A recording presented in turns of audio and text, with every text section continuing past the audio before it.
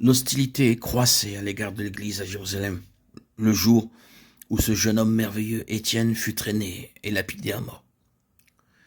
C'est à cause de cette haine si brutale à l'encontre du Seigneur Jésus. Mais Étienne vit les cieux ouverts et le Fils de l'homme à la droite de Dieu, acte 7,56. Par ce mouvement des cieux, il le sauvait, l'élevait hors de la situation. Et je pense que cela allait au-delà de lui-même. Je pense que cela introduisait quelque chose. En tous les cas, un homme en cette circonstance devint à jamais un très puissant élément dans l'Église. Il fut terriblement affecté par ce qu'il vit sur la face d'Étienne et par ce qu'il entendit des lèvres d'Étienne. Il ne put jamais reléguer cela dans le passé, il ne l'oublia jamais. Il confessera plus tard, j'étais moi-même présent, joignant mon approbation à celle des autres, acte 22-20. La vision de la gloire est une chose qui préserve dans les jours difficiles et sombres de notre vie. Ensuite, nous voyons encore Paul dans la prison. Il est presque à la fin de sa vie et de son long ministère. Il pense à toutes ces nombreuses églises, certainement beaucoup plus que ce que nous avons pu recenser à travers les épîtres. Il pense donc à ces églises qui avaient été appelées à lever ici et là. Il pense à tous ces nombreux convertis, à tous ceux qui sont spirituellement redevables de son ministère. Il est enfermé dans la prison et il ne peut pas aller vers eux.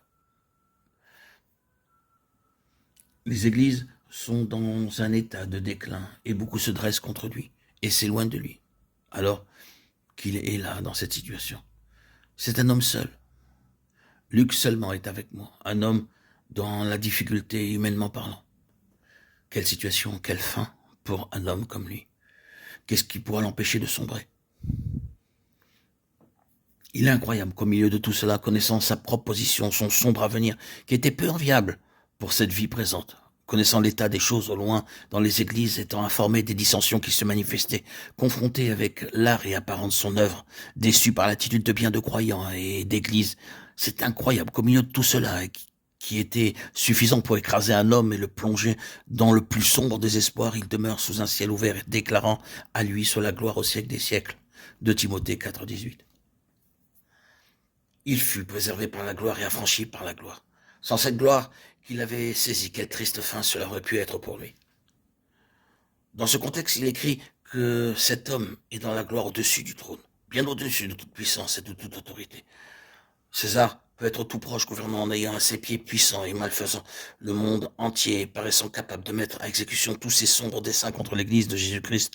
Paul, défiant César, la ville de César et ses forteresses déclarées, il est au-dessus de toute domination, de toute autorité, de toute puissance, de toute dignité et de tout nom qui peut être nommé, César ou un autre. Non seulement dans le siècle présent, mais aussi et encore dans le siècle à venir. Il a tout mis sous ses pieds. Éphésiens 1, 21, 22. C'est donc la vision de la gloire qui nous protège. Ce fut ce qui préserva Jean dans cette situation désespérée et difficile à Patmos.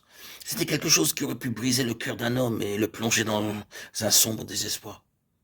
En ce temps-là, Jean était le seul survivant parmi les apôtres. Il est seul, isolé, exilé, avec toutes les circonstances qui accompagnaient cet exil, coupé de son église bien-aimée. C'était assez pour désespérer un homme, pour le faire croire qu'il avait œuvré toute sa vie en vain, et qu'il n'y avait réellement plus aucun espoir. Mais il vit le ciel ouvert. Il eut une vision. Ce fut le ciel ouvert qui le préserva. Que le Seigneur nous aide à saisir de manière toute nouvelle le trône et l'homme qui s'y trouve.